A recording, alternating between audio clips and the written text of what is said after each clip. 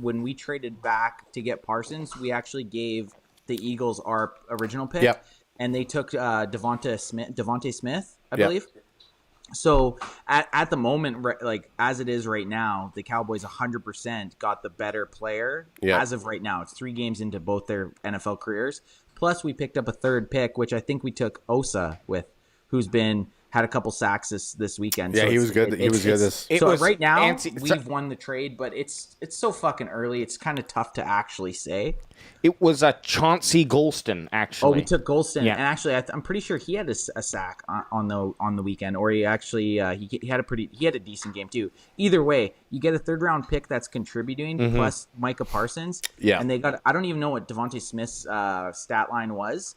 AJ, if you want to see what that was, I don't know the stat bring line it up. was You're our against the stats Cowboys, guy. but I don't even remember his name getting called out. So I mean, yeah, you're right. I think in terms of drafting, outside of Micah Parsons, who else would you have wanted from the Cowboys? I mean, we wouldn't have been able to get who was the cornerback that you were getting up, you were pulsing all about. What's his name? Yeah. Patrick Surtain. Yeah, he actually had Surtain. a pick on the weekend. Yeah. And he's playing for the 3-0 Broncos. Yeah. I would have been just as happy with him. Like it was Yeah. honestly, when I first started looking at the draft, my initial, like just looking at, and when I say looking at the draft, my scouting is YouTube videos. I watch YouTube videos of the top 20 guys and decide who I like. 15 minutes a day. Right? There's no rhyme or reason to it. I just watch these highlight clips, and whoever I like is who I want.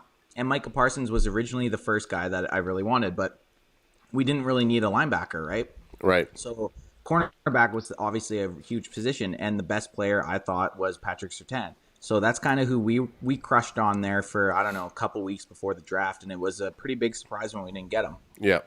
I think I think it kind of worked out. I mean, it would have been absolutely great to have strengthened more the secondary, but with what we have a competent line with quality depth, putting pressure on the QB. We just need, it's nice to have. We know we have one in Trevon Diggs. Yeah. But we CB1 for show. Exactly. If they're going to pressure the quarterback, we just need the quarterback to make one or two silly throws and pick one of those off. And we saw last week return it for 6, but we also have the most turnovers in the league at this point.